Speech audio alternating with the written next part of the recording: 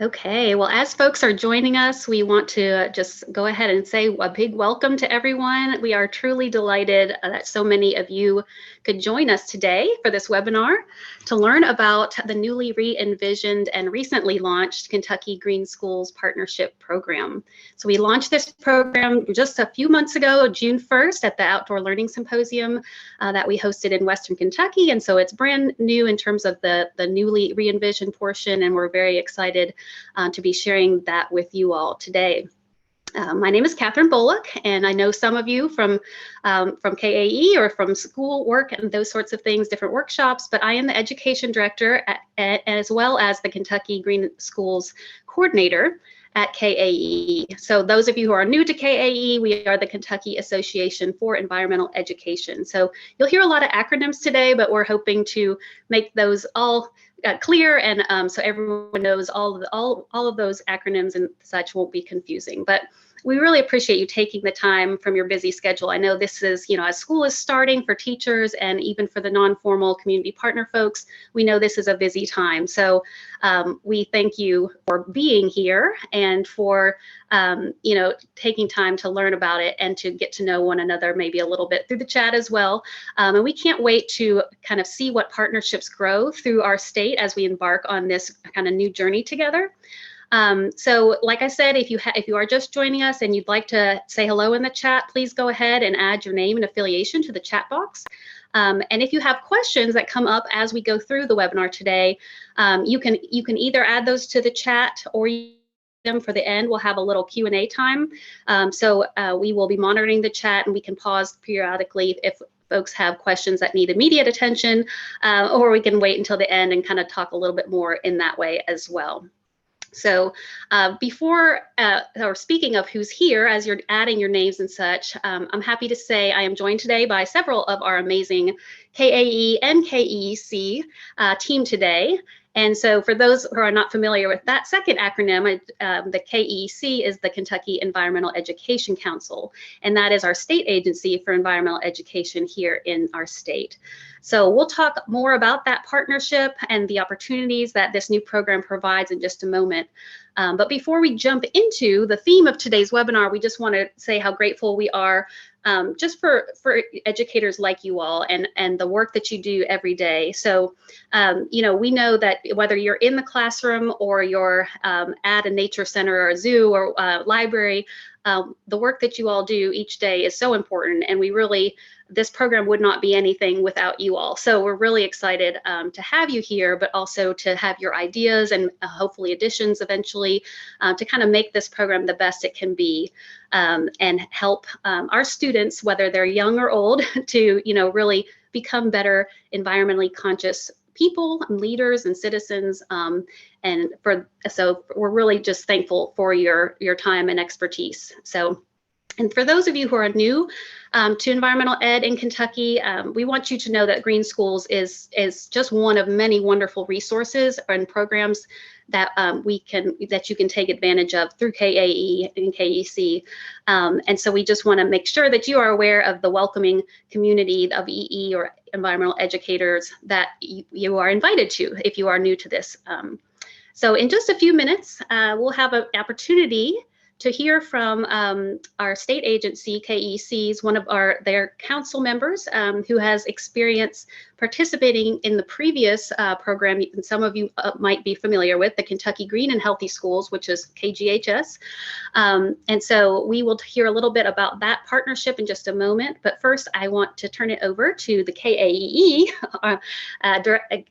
Executive Director, Ashley Hoffman, and she will talk a little bit more about kind of the network that we have through KAEE. So Ashley, I'll let you go next. Thanks, Catherine. As noted on this slide, KEE serves as a support structure for the state's environmental educators, and we've been doing that since 1976. So our network of formal and non-formal educators are truly the leaders in the field of environmental ed.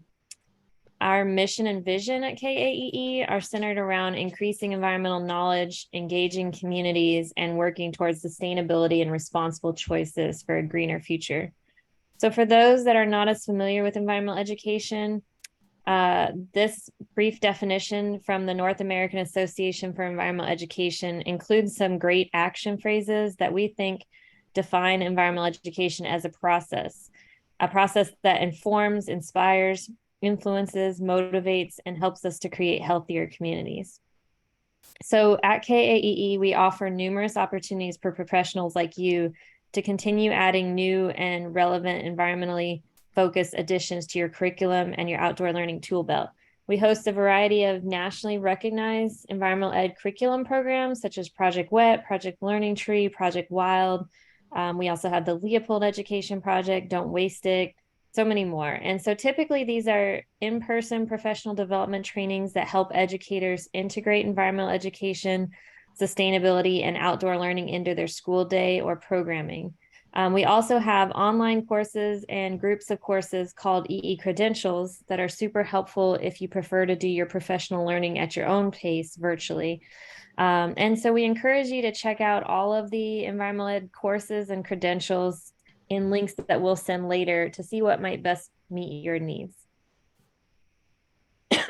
Sorry. As a state, we're just very fortunate to have this fabulous network of educators who can also offer these in-person project trainings to you. So we call this group our facilitator network, and these educators volunteer their time to host these awesome trainings that are interactive, fun, and meet the best practices in environmental ed. So if you're interested, you can check out that network on our website and reach out if you're interested in learning more. Whether that's learning more about how to become one of those facilitators or learning more about how to get one of those facilitators out to your school or your center and take part in an opportunity like that. So all of this is to say that as you begin your journey as a Kentucky Green Schools or as a Kentucky Green Schools community partner, we want you to know that there's this wider environmental education network for you, and we can't wait to partner with you in many ways. And of course, we'd love to welcome new KAE members. You can also make your voice heard on one of our action teams, and we would love it if you would join us this year at our annual conference, which will take place in Cave City this September. Great, thank you, Ashley. And I know some of you are already registered for that, but registration is open for the conference, and we'd love to have as many of you join us as possible for any of our events, but especially that one, which is coming up very soon in September. So, but for now, let's go ahead and dig into why you're here, the KGS program, Kentucky Green Schools. And I know some of you have already registered as either a school or a community partner. I know it's not just teachers here on this webinar today, it's also those community partners that, non-formal environmental educators that work in various parts of the state as well. So we really want to, we want to thank you if you've already registered. And if you haven't, we're going to talk about the process real. And it is free to engage and to register. So the web address that you need to kind of have bookmarked is the kae.org/green schools. So easy to find on our KAE website as well. But just to talk kind of about the big picture of the program, and of course, kind of the impetus of the why is when we're looking at, of course, the program to adopt that we're helping students adopt environmentally friendly behavior and taking those action steps, not just talking about it, but then helping them actively go towards creating a greener and healthier future. And looking at some of those words like exploration, examination, creative problem solving, all of those things really will hopefully shine through as they participate in this program. So the program is kind of two main forms. We kind of start with the themed investigations that we'll talk about, looking at collecting data and doing research around their school grounds, energy use, waste and recycling, water consumption, and overall environmental equality. And then that second kind of prong is those action projects based on that research, based on teamwork and creative brainstorming and problem solving. So, and if you're here, you know the why, right? You know the problem, the impetus, why, what we're hoping to alleviate through this program is some of that student disconnect from the natural world, whether, it has consequences, the academic, emotional, psychological, all of those things we know. So I know I'm preaching to the choir in this setting, but, we know students are spending so much time in front of a screen and a lot of time really in a classroom. So, and very, very small, 1% of their time time outdoors in some settings. So, and of course, we know environmental issues of climate change and others are growing. So the why is very clear to all of us, but the opportunity is also really great because, when we think about the majority of, 1 in 5 people in the United States, whether it's students or teachers or administrators, spend time, their days, a lot of hours in K-12 school. And so we're hoping that this program, combined with a lot of other EE and other programming that's really relevant, that will help kind of make those connections, bridge some of those gaps, get kids outdoors, and inspire teachers and students to kind of think a little bit more creatively and more sustainably as well, and find some alternatives to some problems, some solutions to some sustainability issues on campus. And of course, most of you know as well the research behind all of this. Why do nature and EE, other than that it's fun and it feels good or whatever? That we have numerous studies linked on our website about the increases in science scores and physical health and increased cognition and behavior management, all of those things that, as a teacher, if you're having trouble kind of convincing a principal or an administrator to, let you do a really cool school garden or a really neat field trip, having some of that research that you can pull from our website and say, these are, increases, benefits that we can show can be really useful as well. So now we're really excited to talk a little bit about the partnership that we've had with our state agency. And so I'm actually going to turn it over to one of the board members, or council members, I should say, of KEEC, Sarah Cummins. She's going to talk briefly about the partnership, but she also has a little bit of insight about being a participant in a green school in the past, or through the Kentucky Green and Healthy Schools initiative. So Sarah, if you can hop on here. Yeah, can you hear me? Yep. Great. Hi, everyone. It's great to be here with you today. Thanks for having me. And Catherine, thanks for allowing me to speak on behalf of KEEC for a few moments. As Catherine said, I'm the vice chair of the Kentucky Environmental Education Council. And we are a state agency within the Education and Labor Cabinet. Our mission is to promote learning and skills for a sustainable and economically healthy environment. And our vision is to ensure a sustainable and economically healthy environment for all Kentuckians through environmental education. And some of the ways that we do this currently is we administer the Environmental Ed Literacy or Leadership Corps, which is, we refer to it as EEL Corps program. We offer an annual professional environmental educator certification program, the PEEC program, which many of you who I saw in the chat have been through yourselves, but if you have not, make sure to take a look at that.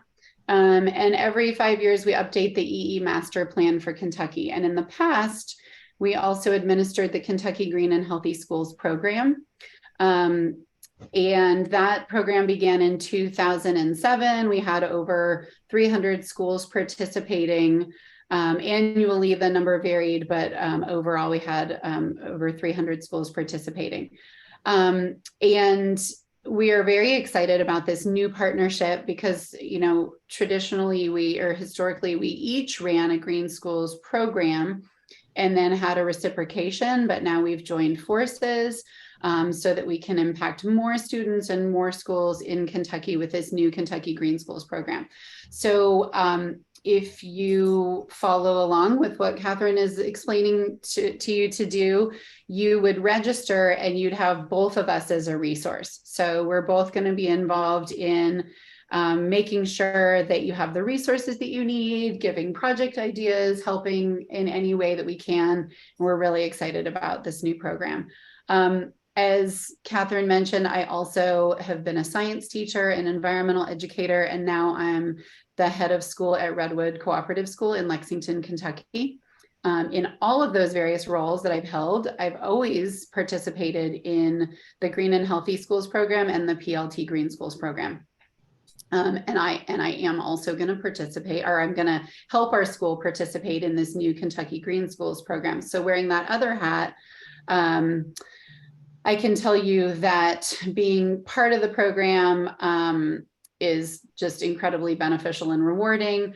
What I'm very excited about the new program is not only do you still receive the benefits in networking and resources, and also some of the direction. It can be really hard as an educator to figure out where to even begin.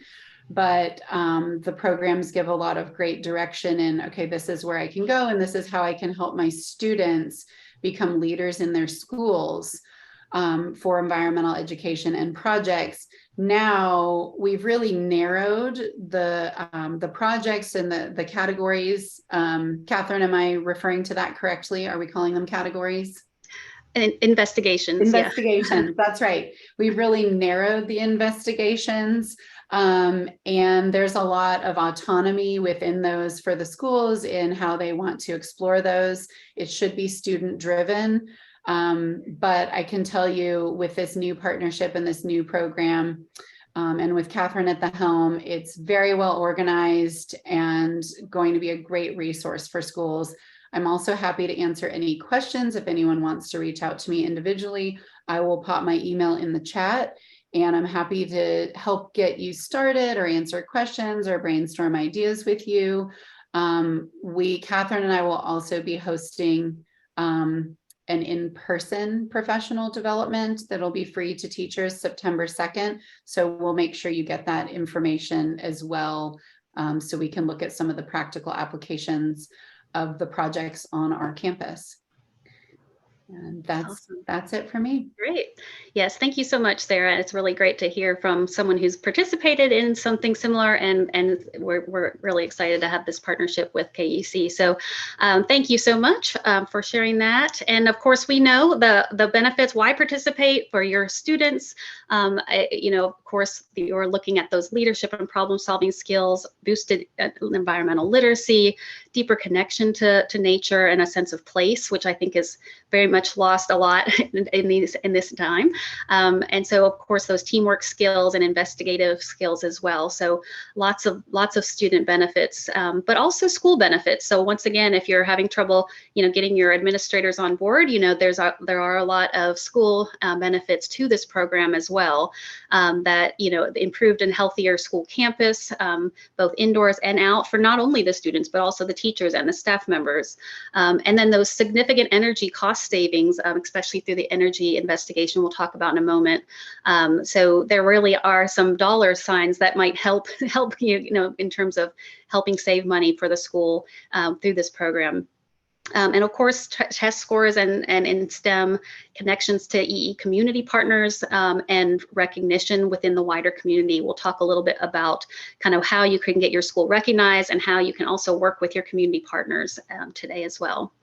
As I mentioned, like I just said, the partners, we are working to build a really robust map of community partners that they have said, yes, I want to be a Kentucky Green School partner. So they're not only saying they offer environmental ed programs or outdoor learning programs or sustainability programs, but they're also saying we want to work specifically with schools. So these are the folks, and on the website under partners, we'll show you that in a moment, you can access this map, and you can kind of look in your region to see what wonderful resources are there and kind of folks that are already excited about partnering with you. So like I said, that's the website. And if you, we'll kind of talk through just real briefly kind of some of the steps, the getting started recording. Since you're on this webinar, obviously you could skip that part, but that's kind of pretty easy to do. All you have to do is fill out the online registration form if you haven't yet. Become a KAEE site member, I'll show you in a moment. And then you'll have, after you do that part, you can then have access to download the investigations, which are those different 5 categories that Sarah mentioned. Form a green team within your school and your community, and so that can kind of cross that bridge between school and partners, and then complete an investigation or 2 or all 5, and then those action projects that kind of help or take that next step to after you've done the investigation. And you would submit a recognition form and celebrate. And that's when we'll talk a little bit more about some of the ways your school or community can be recognized. So this is kind of just a screenshot of the registration link here.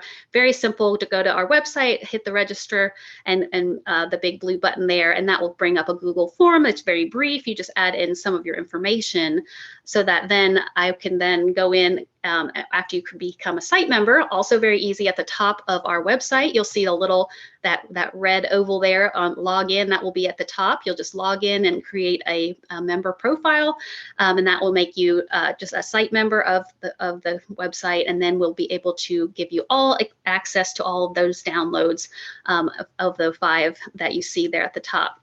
And this is what that downloaded page would look like. So it shows you once again those steps. So and that's just so that we can keep track of who's interested in becoming a green school. And so we have a nice list of folks that are registered and ready to go, so we can be in touch with you and support you throughout the whole process. And after you download those, then you can kind of dive in and start working with your green team. But just to kind of talk briefly about what those investigations are, we have the energy, which is looking a lot at energy, not only cost, but also consumption and conservation around the school, inside and out. And the school site, looking at the habitat and the wildlife, the trees, the grounds, the maintenance of the school site, kind of how we can best use that site. The school environment is looking more at the indoor air quality and transportation or chemical usage. And waste and recycling, of course, is what it sounds like, waste management and kind of recycling, but as well as composting. So a lot of schools have done some of that, but not all of it. So that's an interesting one as well. Water, of course, looking at the cost and quality and supply and conservation as well. And like Sarah mentioned, the important part as a teacher, if you are a teacher attending this, is to know that you are kind of more of a facilitator of this program. And we really hope that that through the investigations and the action projects, the students will really lead the way, and they will be learning those important leadership skills, as well as team building and those things. So you're there as a guide, and of course, getting them started, but hopefully, getting them to take as much responsibility and initiative as possible. When you form a green team, that's something that you might have to help in terms of getting, if you want staff members or other administrators or things like that. But we hope that the green team would be not just the students and you, that teacher, but also those community partners that might be on this call or on that map, I should say. Folks in your region that want to help support you, whether it's helping you learn about energy and environment, or helping you save water. If you have say you have a basin coordinator, a river basin coordinator that's in your area that can help you do some water education, as well as doing the investigation and action project. You can even have family and grandparents and other family members sometimes have time to kind of be interested in this sort of a thing, whether it's an in-school or after-school program, even a summer program. So lots of options there, and of course custodians and things as well if you're doing more of the internal part. And so each one of these investigations has a download, like I just mentioned, and they have like a teacher packet. That download is a really, really comprehensive teacher packet, and that's what I just want to go through real briefly to kind of look at kind of how those are organized in just a moment. But before we do that, I just want to pause and see if we have any questions that have come up in the chat so far. Ashley, I know she was monitoring for me. None that haven't been answered already in the chat. Okay, great. Awesome. If you have questions, feel free to share those, and we can field those as they come. Yes, that would be great. All right. So like I said, each of those icons in the downloads, you would click on those, download it, and they're all organized the same, obviously, to keep it nice and comprehensive, but in line with each other. So we have, each one has the teacher guide and resources, and which includes, so for this energy investigation, we'd be looking at the background information, gives you all of that, the directions of how to complete the investigation, and careers, as well as resource or glossary and those worksheets and all of that. So each one has everything kind of listed there. So when you're thinking of that energy investigation, it's looking at collecting data, and kids really enjoy. I know a lot of students really enjoy data collecting and doing research, and so especially if you make it sort of like a game or something like that. And to using monitoring equipment, whether you're looking at watt meters, light meters, various ways to record data. And using your local utility folks to come in and be special guests as you're kind of looking at some of this data collecting. Lots of really cool ways with this program to invest or integrate into the community and bring them in, go out to sites, that sort of thing. But these are just kind of the objectives that you would be looking at under this investigation, and really looking at the connection between energy and the conservation of natural resources. So I won't read all of those to you, but I just kind of wanted to show you an overview. And then just kind of I know it's a little small, but looking at kind of how each teacher packet has a wealth of resources, such as, these worksheets that have data collection areas and things that are already done for you. So you don't have to start from scratch. So like I said, you could see all of that and have your green team list here on that first one, and all sorts of data a collection as well. And the careers portion, I think, is going to be really cool as well for students as well as for community partners. So, a lot of times students don't know what options are out there for green careers, and there are so many and new ones as well all the time. And so I think this could be a really neat way to introduce your students to some of these green careers, whether it's a energy auditor, weatherization specialist, or a utility people. There are lots of folks, civil and electrical engineers. So lots of really neat ways to connect to your community here. And each of these investigations has some action project ideas. We hope that you go way above and beyond any of these. These are just some ideas. Obviously, we hope that you have your own and make it really personal for your students, what they come up with. But this is just to kind of get you thinking about what other folks have done in the past in different green school programs. So whether you're looking at insulating or adjusting heat, or looking at changing lights, or installing vending machine misers, there's lots and lots of great ways to save energy at school, as we all probably know. So just kind of wanted to give you some examples of those. So that second one is the school environment, and that one is looking at the air, the quality of your air and the chemicals and things that you use in the school that the students and the teachers, the staff are exposed to every day. And so really kind of diving into that and looking at data and brainstorming ways to make improvements, and looking at how small things or big things that can be more sustainable, as well as with the transportation, not just cleaning and air quality, but also outdoors with transportation and idling and buses and everything. So lots of really great options there. And as I mentioned, lots of student worksheets, and not really worksheets, they're really more guides of like data collection and that sort of thing in that packet there. And of course, green careers. I know we have some air quality specialists on the call, and with that can come to your school. But there are lots of microbiologists, pollution control folks, HVAC. There's just a lot of really wonderful ways we could add to that experience of investigating the school environment. And so once again, here we've got more action project ideas, kind of in 4 different categories there. We have the transportation, indoor air quality, cleaning, and then hazardous materials. So those are kind of divided up just to give you some ideas. The school site that's my favorite one, not that it matters, but it's a really neat one where you're really getting outside and investigating the plant and wildlife species around your school, as well as looking at access to gardening and composting possibilities.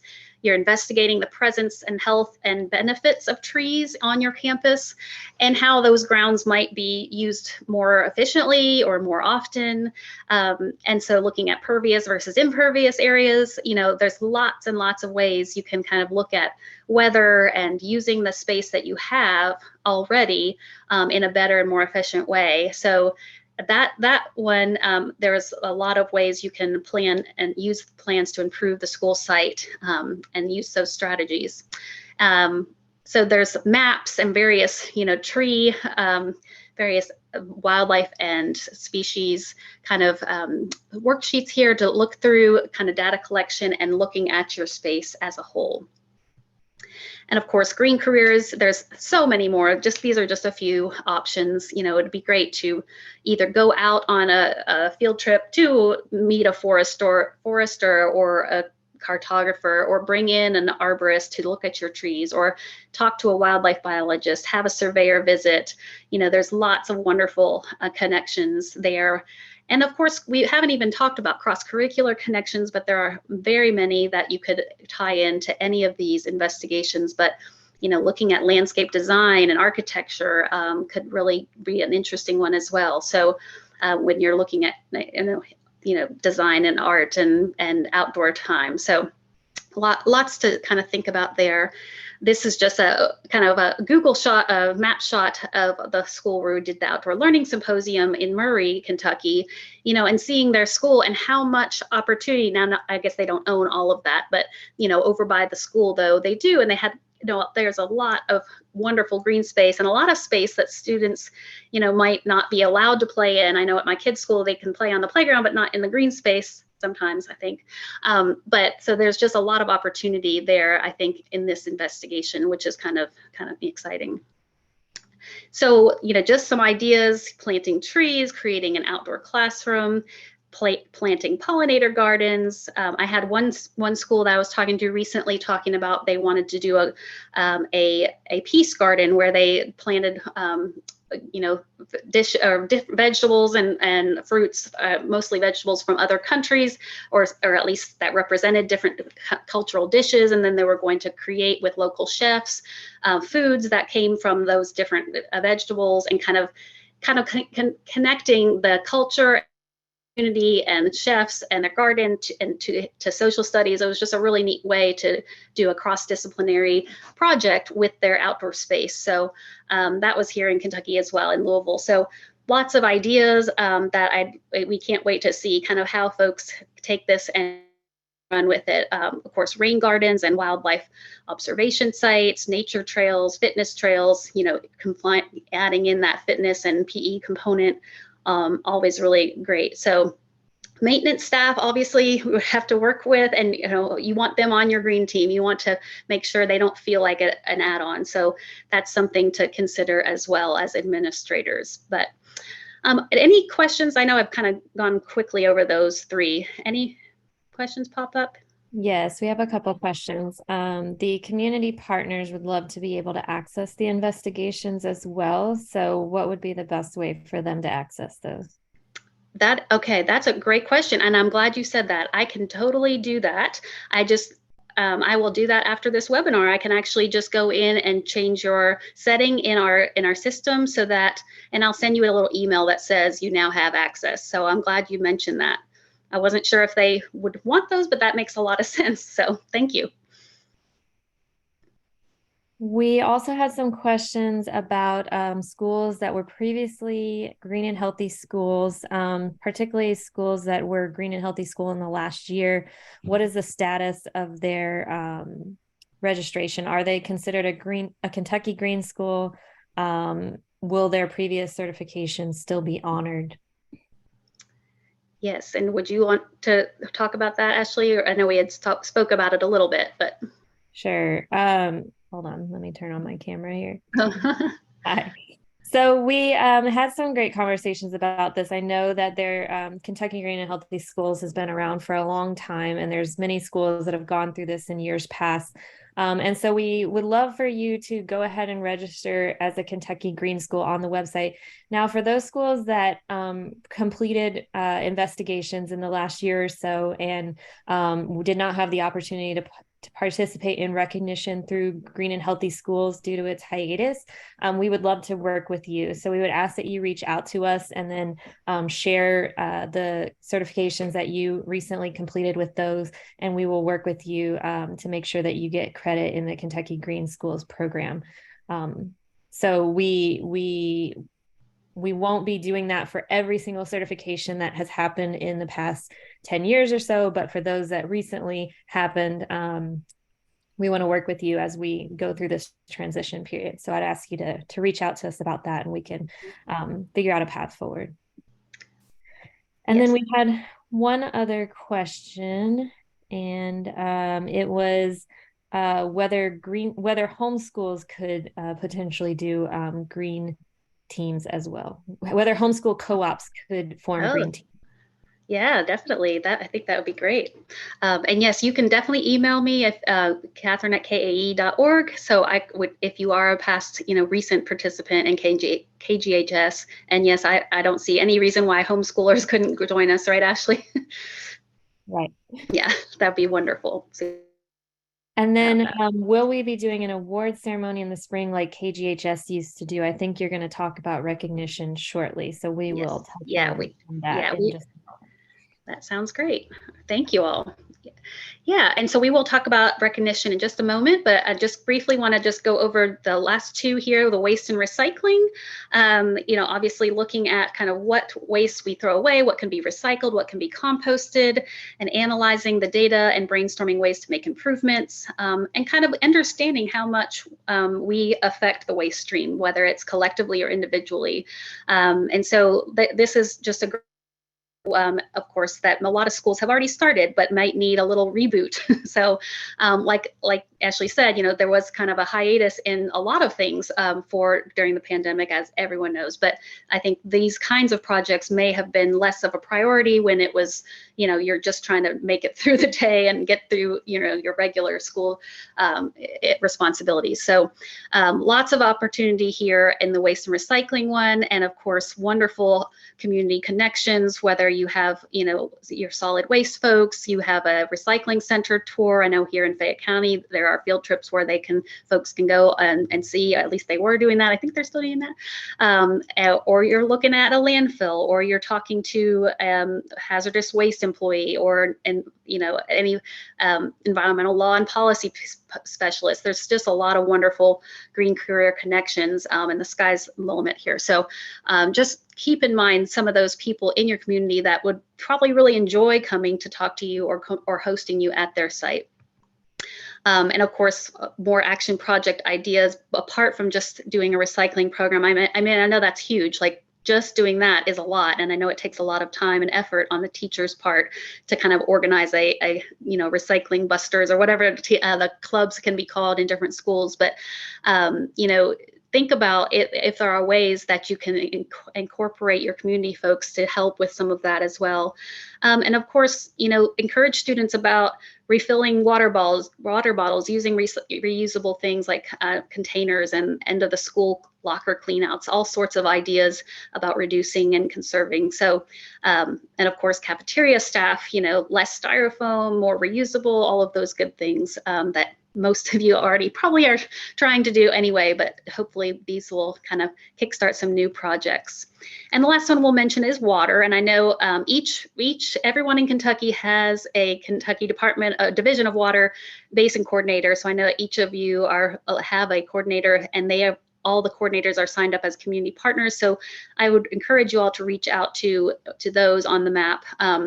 But looking at kind of the water quality in your area, what watershed you're in, kind of getting kids thinking about access to water, collecting data about the consumption of it at school, and other ways that they can protect it and improve it. So lots of things there, of course, lots more data collection and ideas in that packet.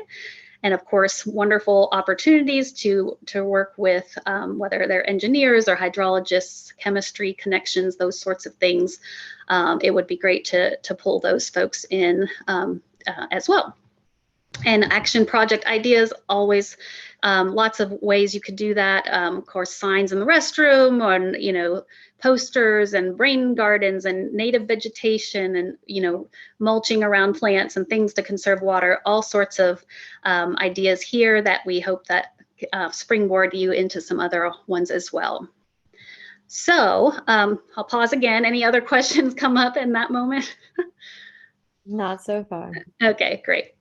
So of course, we mentioned at the beginning that checklist, so your order of operation here is you complete those investigations, then you complete your action project or projects, and on the website, you would then submit a recognition form, and it's just a brief Google form where you would upload, pictures and some of the, a kind of a sort of like a short report of what those projects did and how that went, and then, of course, and then celebrate. So.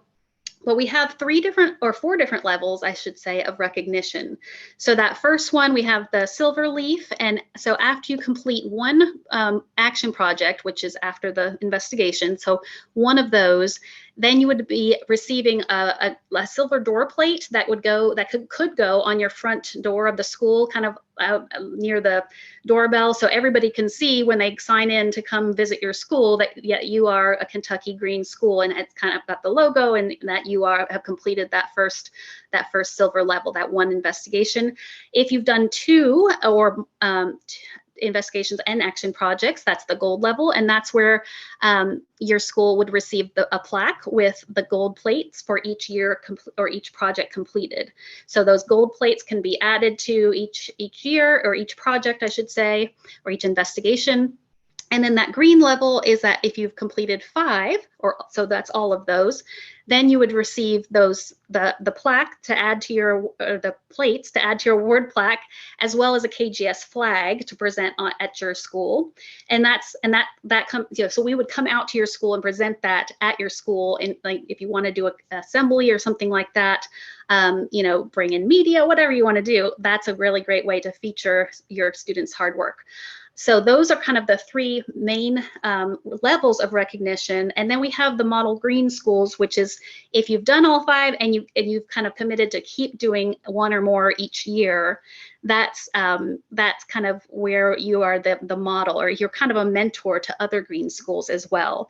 And so not only do you have plates being added to your plaque, you're also recognized as kind of a mentor and as kind of for the greater community. So.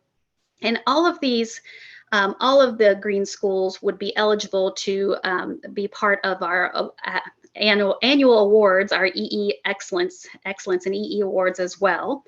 And I'll mention that I know Sarah mentioned, I think she mentioned the Green Ribbon Schools program that KEC hosts is also an option that you can apply for recognition through that. And I know several folks, even I think on this call, have applied for that before. So that's a really that's through the U.S. Department of Education and that's one that honors. So it's more of a national recognition. So that is also an option. And we also have a great partnership with the Kentucky NEED program, and that's the National Energy Education Development Program. And I think, is Tyler with us today? No. Okay, all right. Well, we have a really wonderful group there and so they have energy education programs that you can check out and talk on need.org. And if you complete those projects, we have a reciprocal relationship with them, so that any projects you complete through KGS can also be recognized through NEED and they have an annual awards program as well. So there's a lot of great overlap and connection through that, the energy investigation that we host and the NEED program and their award ceremony. So Tyler Spitz, I can never say his name, say it. So he is in charge of that, and you can email him there and that's his email address there if you want to jot it down. And like I mentioned, so in our Excellence of EE Awards program, that's at the conference every September. We have nominations, but from February through June, and then so there would be one school each year that would be recognized as the Kentucky Green School of the Year at the conference. So that would be next September 2024. So that's something else to kind of keep in mind. And we'd love to feature not only the teachers, but the students who have done hopefully done the work and done the projects and been the creative minds behind all of these things. And so whether it's kids coming in person to an event like a conference or an outdoor learning symposium, or creating a video that we can share with educators, it's always great to see students in action. So that's something to really, that we can hopefully honor kids with as well. So I know that was a lot of information. What questions or ideas or thoughts do you all have that you would like to share? Ashley, do we have any in the chat first, or? Not yet. So you can put those in the chat. You can put those in the Q&A. You're also, if you raise your hand, we can unmute you if you'd like to ask a question live as well. Let's see, we've got Lauren. I'm going to let her talk. Go ahead, Lauren. Hi, sorry, I go by Kegel, but I can't change my name on the webinar thing. So folks who know me will know me as Kegel. So I'm at UK and I direct the Kentucky Climate Consortium, which is a multi-institutional network of researchers and teachers in higher ed. And then I also just recently became the director of environmental sustainability studies, which is an undergrad program. It seems to me that there are probably ways to connect with schools and ways that we can be useful, like off the top. I have a list of people who do climate work in higher ed, and I even for most of them have a note if like they're up for working with K through 12. But other than being on the map, are there things that I should be doing to like should I add something to our website so that if teachers go there, what can I do as in being involved with two different organizations or programs that are maybe not as like obvious what the, we're not a nonprofit, we're not, yeah. Yeah, that would be fantastic. It's wonderful to hear of all the ways, all the things you're doing there at UK. I know that our communications folks are working on a kind of toolkit for community partners and teachers that they can share with. So, if you're a community partner, that you could, have a blurb on your website, or maybe it's an email signature thing, or, so they are actually in the process of working on that. And we'd love to get the word out to folks on your end as well as on the teacher's side. So if that, that should be coming out in the next few weeks, I would say, right, Ashley? Yeah, and so yes, we have that. And I also think that if you are working within a certain area, schools in a certain area, we can also work with you to connect you with any schools that are registered in those areas as well. So we will have that. And that kind of answers the next question too, which was, will KAEE be acting as a resource to help connect schools and community partners, or will partners need to make those connections with the area schools? So I think we have a lot of opportunity to try to, we see ourselves in that role as that convener, and so we can try to make those connections as much as possible, but also want to provide you all the tools to make connections on your own as much as you can as well, through that toolkit and through the maps and the website and things like that. And I see Tristine and Lauren are already Kegel, sorry, are already connecting. So that's great. Awesome. Any other questions?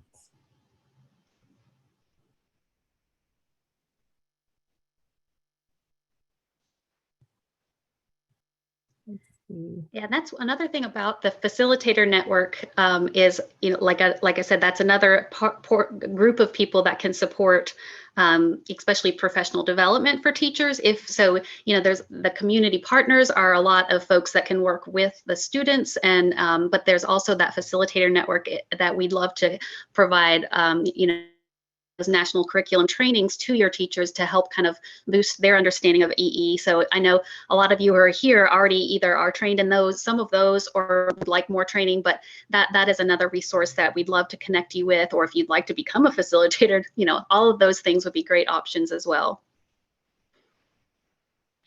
Do you have any other questions or ideas?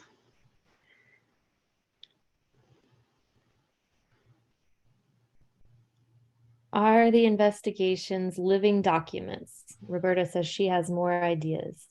Oh, we can make them living. Yes, I mean, we can definitely update, and like I said at the beginning, that is something, since this is a kind of a new re-envisioned launch, we're excited to have your input. So especially in your expertise area, and teachers, whatever, you know, it's not always, you know, it's not done. We can continue to add to it. So any suggestions are always welcome.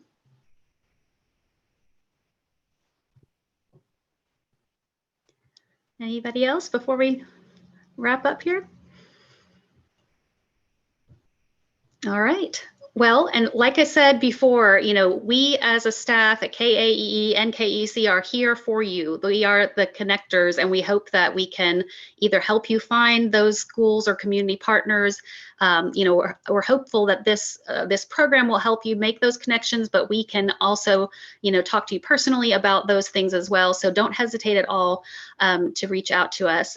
So I will be following up with an email to everyone, kind of with later on when we'll have the recording available, as well as kind of some links if you'd like to become a member, or, you know, check out conference information or anything else like that, or social media, anything like that. We'd love to have you, you know, stay involved with this network if you aren't already. So we really appreciate your time. As I said before, email us with any questions you have, any specifics you'd like us to look at adding and that sort of thing. So we really appreciate you all, and look forward to seeing what comes of this new partnership program.